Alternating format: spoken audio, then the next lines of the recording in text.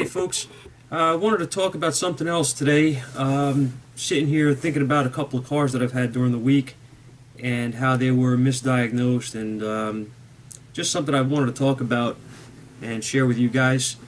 It's not really a case study video here or anything like that, but I want to talk about misinterpreting a problem in a vehicle.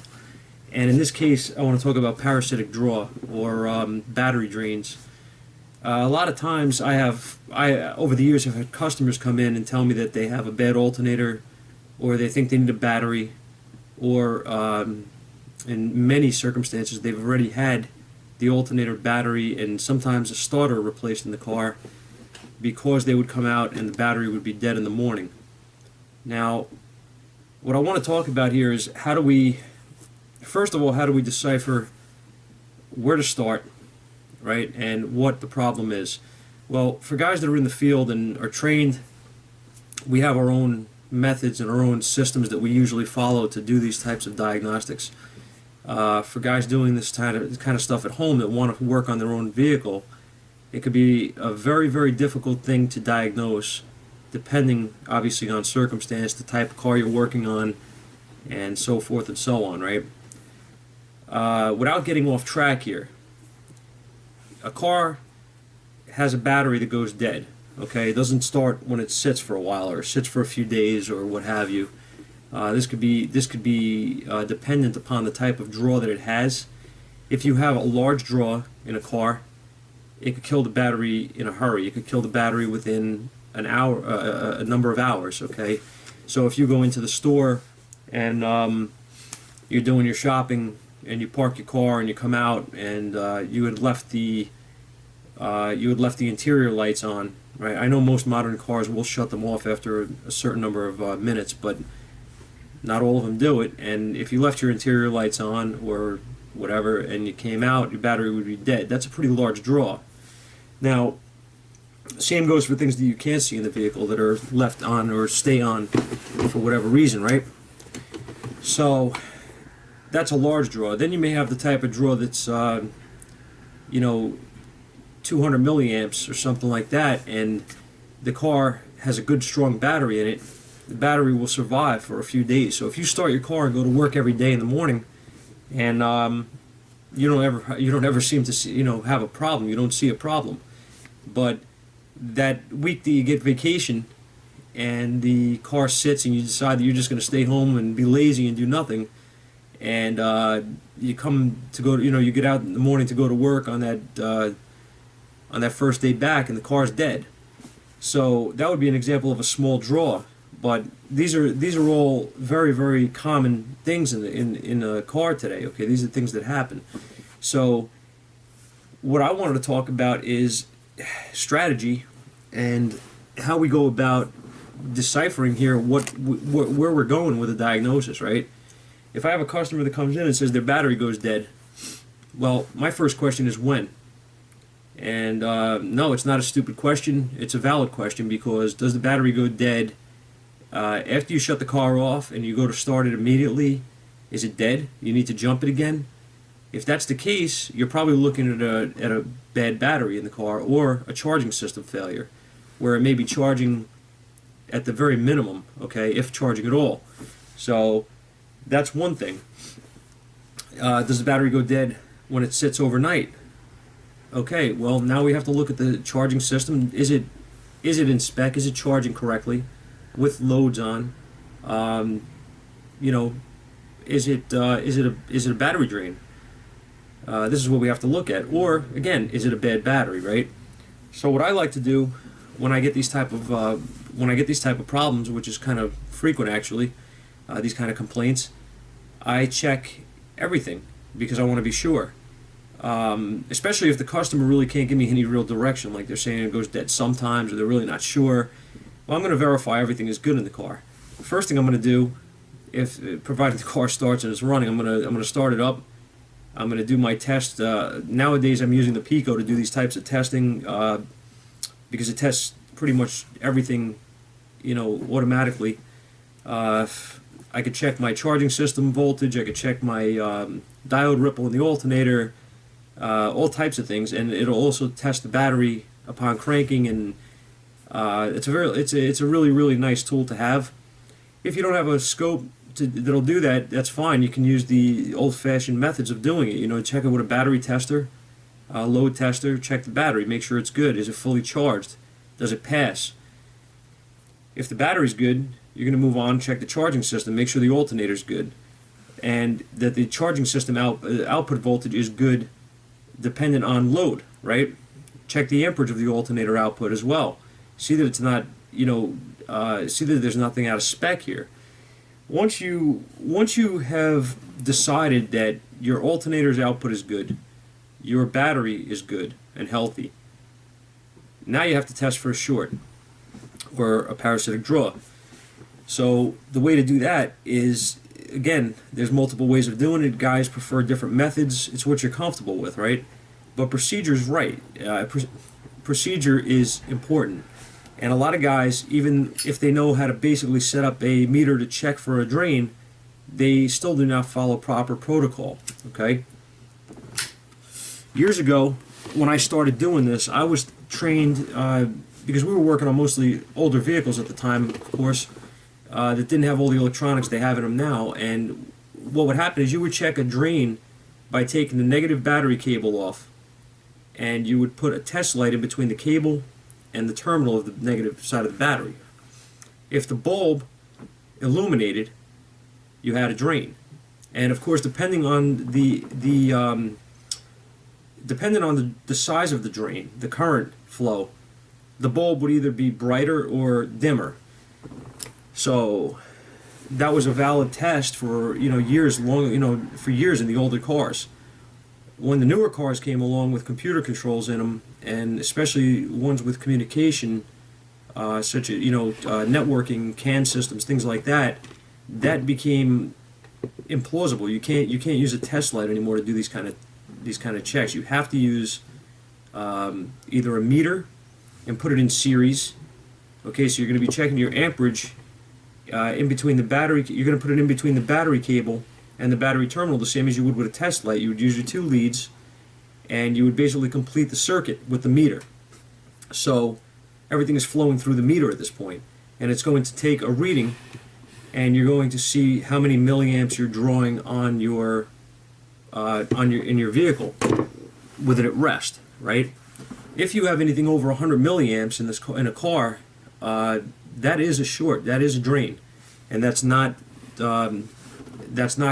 good for the battery, obviously, and it's going to cause you a problem if the car sits. Now again, if you use the car every day, you won't really notice something like a really small drain, but providing you have a healthy battery. But if you have something in there where you obviously have a car in the shop, they're having a problem, the car's going dead, they know there's an issue. So there's where you're going to get your information from. You're going to use either a meter in series, and you're going to check for you're actually going to set the meter. Let me be specific here for you guys that don't know. You're going to set your meter on millivolts. Okay, you're not going to set it on an amperage setting, even though you're going to put your negative lead in COM, and you're going to put your other lead into the amp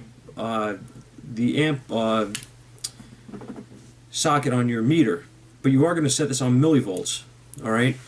So once you do that and you take your reading, you're going to see if you have a drain, obviously, or not. But again, protocol. Okay. In order to check these cars today, the modules have to be asleep. If there's a module that's awake in a car, that's a drain. Is that your problem? Not necessarily, because some of these cars take 45 minutes to power down. So if you take your meter and you unhook your battery and put your meter in line, and you take a reading immediately, especially on a late model car, you're going to probably read somewhere around an amp, in that range. Sometimes more, sometimes less, depending, but you're going to be in that range usually. And you say, wow, I got a drain. No, you don't necessarily have a drain. What you need to do is you need to make sure that everything is set up before you hook your meter up. Meaning, if you are going to be working on this car and checking for a drain, what I do is I open the doors, the two the two front doors if it's a four-door car. I open the passenger driver's door for access to any possible fuse blocks that are in this vehicle, okay, under the dashboard. I have my hood open, obviously. Access to the underhood fuse block, smart junction block, or whatever this car may have, okay? And what I'm going to do is I'm going to check to see that the door latches are closed. Okay, I'm going to use a little screwdriver like this that I carry around for a multitude of things, and I'm going to close the latch, simulating that the door is closed. The latches on a lot of cars have a electronic system in them for door jar switches. They're now incorporated into the latch. Other inputs going to body controls, things like that for the doors being open or closed. That will keep a module awake. So you need to latch your door latches, okay? The other thing that a lot of guys miss is they may have a door latch that needs to be latched, and they may also have an old style button that's in the door jamb. If there's a button in the door jamb, maybe for interior lights or what have you, you need to take the door latch. You need to disable that switch either by putting I think they actually sell a tool to close the switch.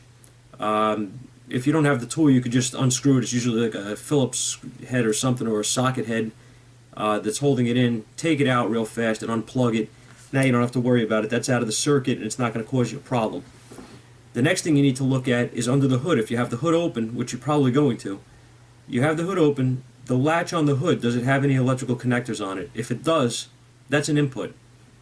You need to close that latch on the hood the same way. You may need something a little more durable than the screwdriver, though, because those latches are really tough. They have heavy springs on them. So you may need like a large screwdriver or even a small pry bar to depress the latch until it clicks. That will simulate that the hood is closed, and it will give you the same effect as closing the door latches.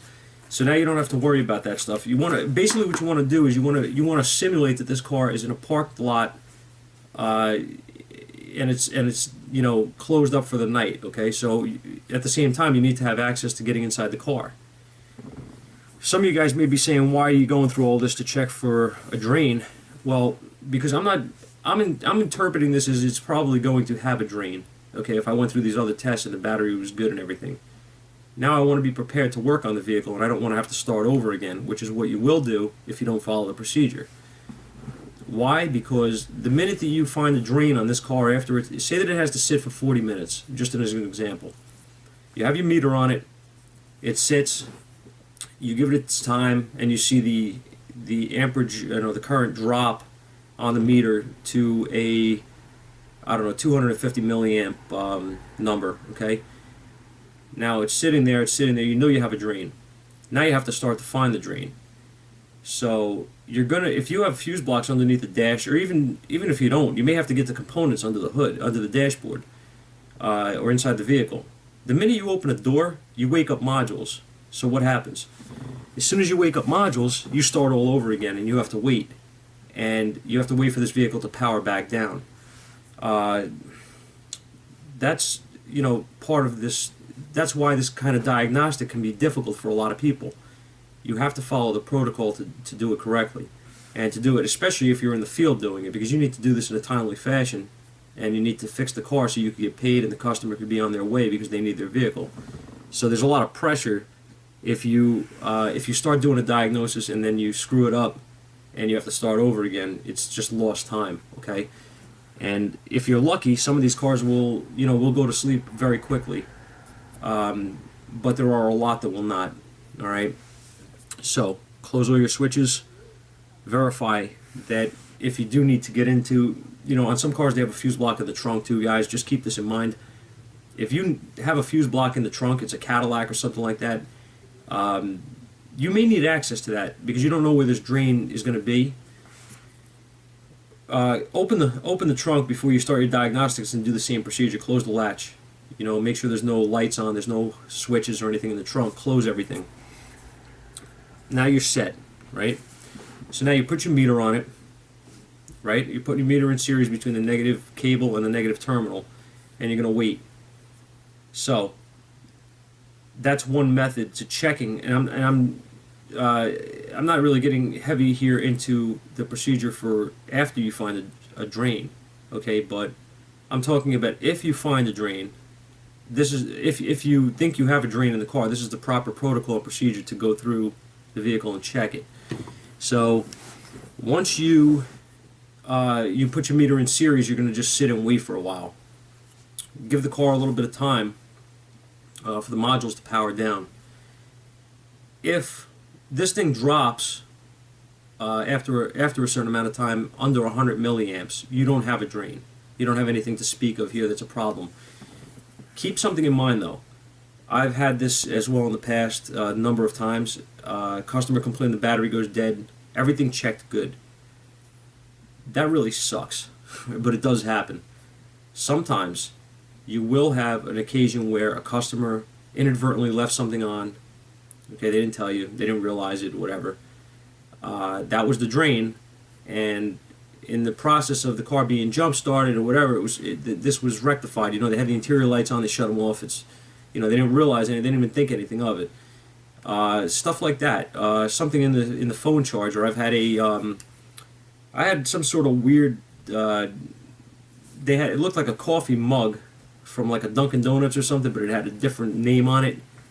And it was some sort of a phone charger that was disguised as a coffee cup that sat in the cup holder and plugged into your cigarette lighter. And it fooled the hell out of me, I'm going to be honest. When I got in the car, I thought it was a cup of coffee. I really didn't know what it was. And I checked the car out. The car had a drain on it. It had about a 300 milliamp drain. I wish I was doing videos then. It was probably about 4 or 5 years ago. But it had a drain. And I was like, wow, I was like, that's, you know, I was like, okay.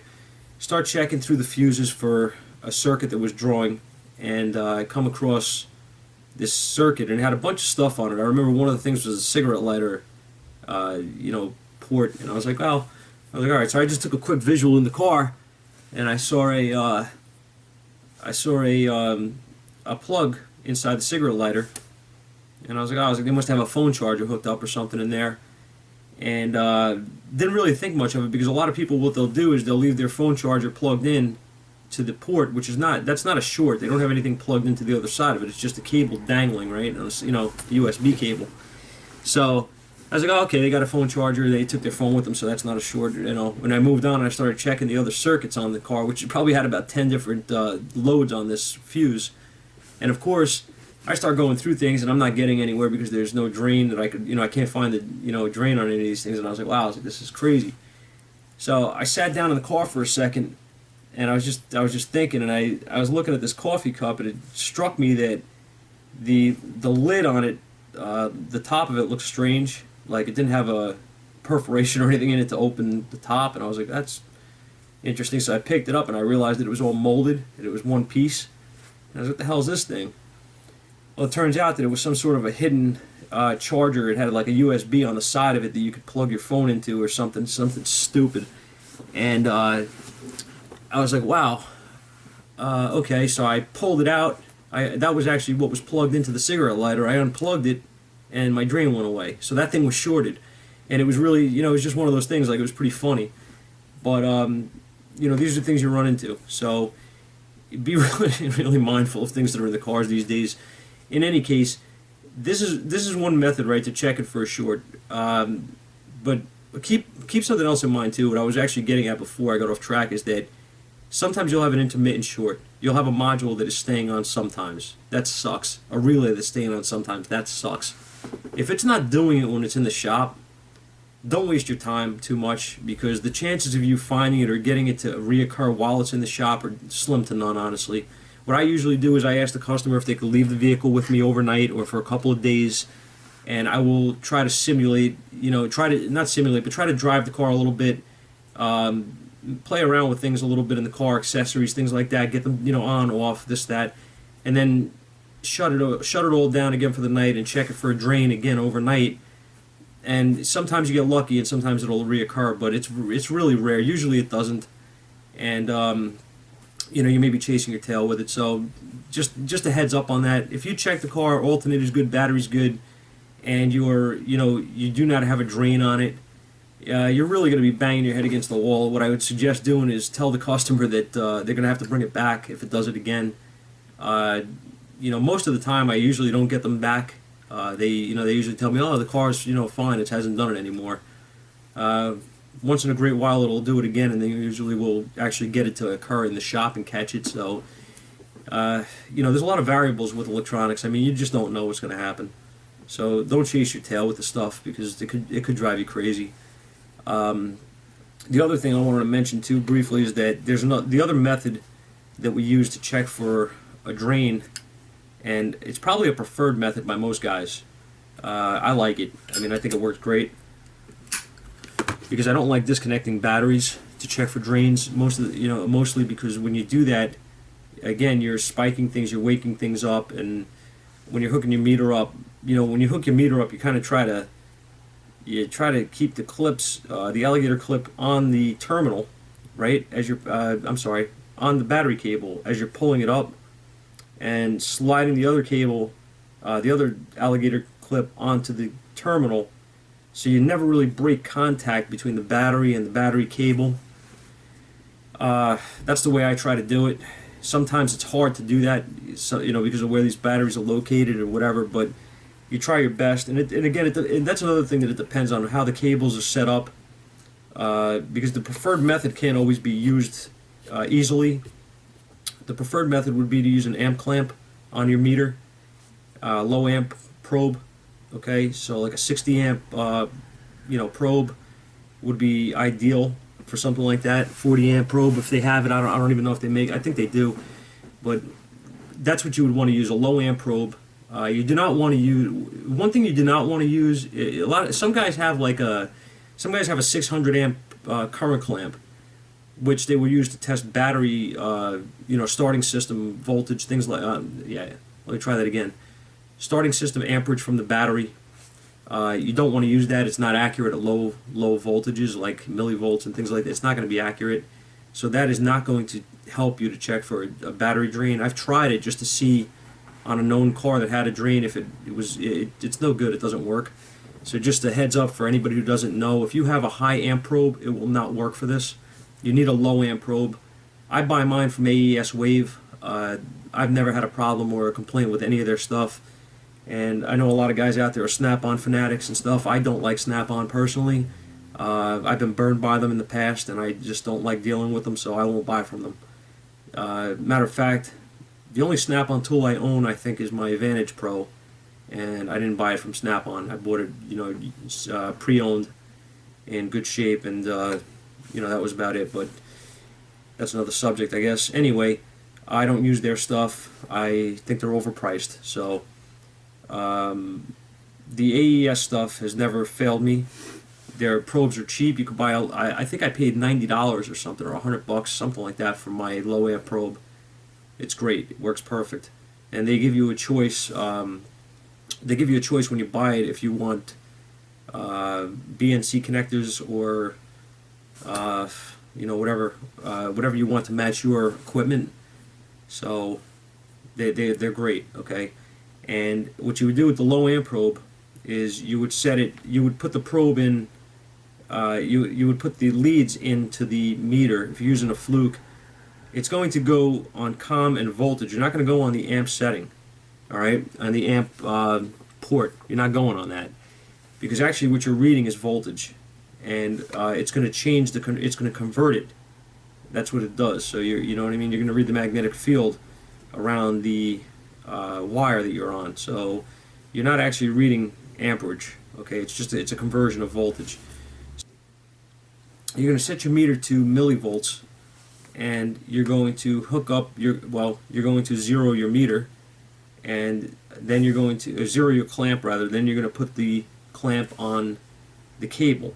The problem with the low amp probes that I run into is that the jaws sometimes are not big enough to get around the cables of the battery, especially if you have two cables. That's where you run into an issue. You would have to do one and then the other one and check for a drain that way. It's still viable. It's just, it's a viable option. It's just that's the way you have to do it. So, those are the two methods to check for a battery drain or a parasitic draw and verify that you actually have one. All right. What I'm going to do is I have some quick footage of an amp hound. That would be the next step, because once you find out that you have a drain on the car, the amp hound is the my preferred tool or go-to tool for isolating which fuse has the problem. Okay, which circuit has the problem. So the amp hound is a pretty cool little tool, and it's really time-saving and works great. So why we use this? I'm going to explain briefly. An amp hound, you can do the same thing with a meter as you're going to do with the amp hound, but the amp hound is better for a variety of reasons, and the main one is that it's audible. Once it sees that there's no problem on the circuit, it's going to give you a long beep, and it has obviously a visual as well. You're going to see the screen displayed showing zeros or slashes, I forget, but there's going to be a long beep. That means you have no problem. If you have a problem, it's going to beep like 3 times quickly, and then it's going to stop, and you look at the screen, and you're going to see like 0.03 or something like that. It's going to have a, whatever, it's going to have like a 300 milliamp, draw or whatever, 0.30, whatever it is. You're going to look at it, and you're going to know you have a problem, okay? So that's what I'm getting at. That tool is really good. It will give you, I think it'll actually give you a specific draw. If you choose, because you can choose the fuse that you have that you're checking that has the problem. Say that you did a 30 amp mini fuse, and that was the one that showed a drain. You can push the buttons on the tool, and it will switch between what type of fuse it is, mini, standard, or a maxi, and then it will give you the fuse amperage that you're working with. So if it's a mini 30 amp, you set it to mini 30 amp, and it'll tell you the specific draw that it has on it. So it's great. It's a really, really nice tool, and for $100 you can't go wrong. So I have a little bit of footage of one while I was testing a car, and I was going to make a whole complete video out of it, but I didn't. I think I lost. Actually, I think I didn't have the camera on, and I didn't want to go through the whole thing again.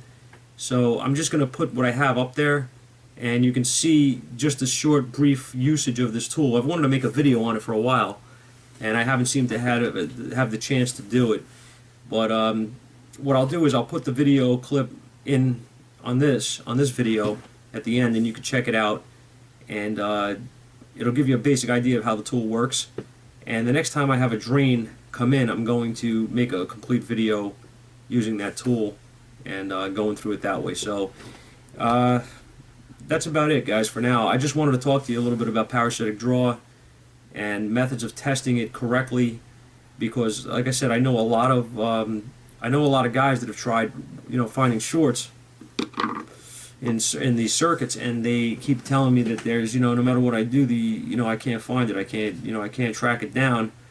And sometimes it'll turn out they don't have a drain. It is a bad battery. You know what I mean? It's a weak battery. They didn't check. They just assumed the battery goes dead overnight, and it's got to be a drain. Things like that do happen. So that's why I'm saying this procedure: check everything. Make sure first that you're not working with a bad battery or a weak charging system. Okay. I hope this helps somebody, and as usual, guys, I appreciate everything. I appreciate you guys watching, and I want to thank the new subscribers out there to the channel. You guys are making helping out a lot. I really appreciate it, and I hope you guys continue to sub and spread the word. All right, thanks so much. Okay, so we have a drain. Can see. That's a better picture. Alright, now I'm going to focus on our amp hound.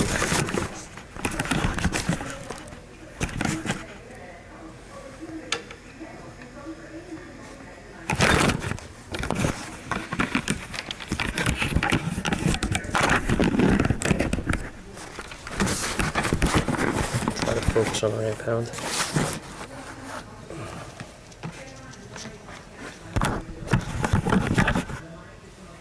Okay. Touch the two leads together. See 0, which is what you want to see across the fuses. And simply, what you're going to do here is you're going to go across the fuses. And you're going to hear an audible beep if you do not have a short like this. And you're going to see this is at 0. That's what you want. Now, as we go down the fuse line, and we keep checking, we're going to get to a problem. You could hear it, and I'm going to show you again. I'm going to show you though, as I touch the fuse that has a problem, you're going to see this is going to change, and it's going to show you a reading. Okay, 0.15. Now that's equating to about 150 milliamps, which you're right about even here. Okay, you're right about correct on the draw. 174 milliamps. You have to take into account that maybe this thing is going to have 20 milliamps or so when it's when it's not shorted or not draining. So what you do here, this one is already set, I think. Is it set? Fuse.